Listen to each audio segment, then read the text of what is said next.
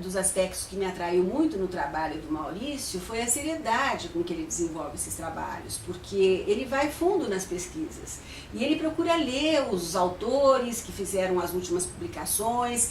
Então, o que eu achei de muita responsabilidade, que me entusiasmou bastante, foi que ele, de fato, ele não abriu mão de uma consultoria histórica. Então, o Maurício me chamou para uma consultoria a partir da leitura do meu livro. Ele sentiu que eu estaria, então, realmente conhecendo a história do café, um trabalho recente, lido os últimos trabalhos, e com isso, então, eu fiquei muito satisfeita de poder ler o storyboard dele e, com isso, fazermos os ajustes históricos necessários. Então, isso já dá uma seriedade para o projeto que poucos têm. O desenho animado, ele tem essa capacidade de trazer a graça, quase que o sabor no caso do café. Isso o desenho animado dá conta em vários aspectos.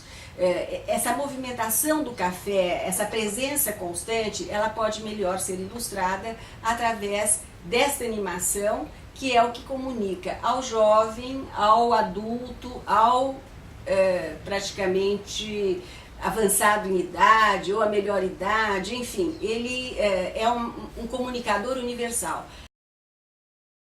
Como é que eu tinha me enveredado por essa questão do estudo do café? Foi muito curioso, porque eu nasci e vivi até aos 10 anos numa cidade que nasceu em função do café.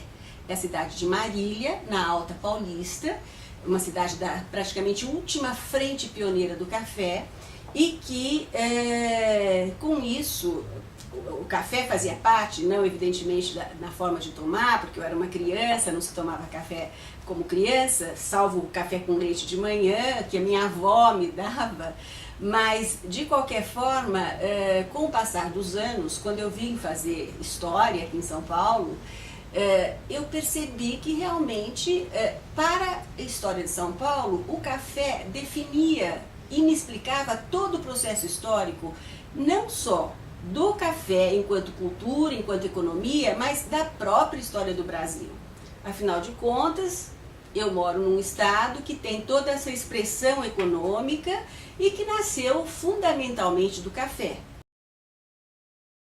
A partir de então, eu evidentemente procurei me espelhar na melhor bibliografia e me dei conta que nós não tínhamos um livro que pegasse de cabo a rabo a história do café. Nós tínhamos a obra do Toné, que era então diretor do Museu Paulista, 11 volumes, mas era uma obra de uma vastidão e de setores da história do café. Então, eu fui chamada pelo meu editor, o Jaime Pinsky, que me propôs que nós fizéssemos, dentro de uma série que ele estava pensando sobre a história da alimentação, a história do café.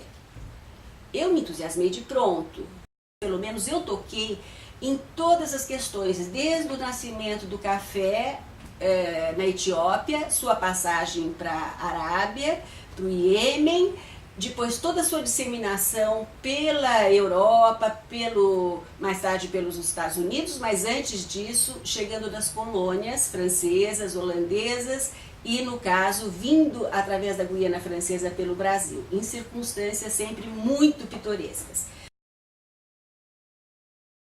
Mas era o perfume de café das torrefadoras.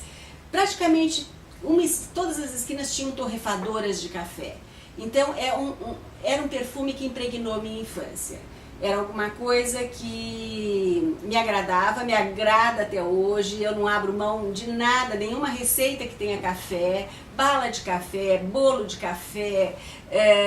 Atualmente há os pratos salgados com café, que eu já tenho uma coleção de receitas. Então é alguma coisa que faz parte da minha memória afetiva, esse sabor, esse perfume do café. Mais tarde, eu vim estudar em São Paulo, eu estudei, e quando eu pegava o trem da Paulista na época para vir, me chamava a atenção da janela do trem os catadores de café, as mulheres com lenços coloridos na cabeça por causa do sol escaldante, e eu achava muito bonito, sem falar na florada, que praticamente o perfume da florada do café chegava dentro da cidade, que também era alguma coisa não tão marcante para mim como as torrefadoras, que eram cotidianas, porque o café, a florada só dava uma época, uma vez por ano, mas foi alguma outra coisa que me marcou. E além dessa paisagem tão bonita, quando eu chego para estudar a história, eu vejo que todos os caminhos nos levavam ao café. Então, este cuidado desse projeto do Maurício me orgulha, me dá satisfação de participar e eu não vejo a hora de ficar pronto.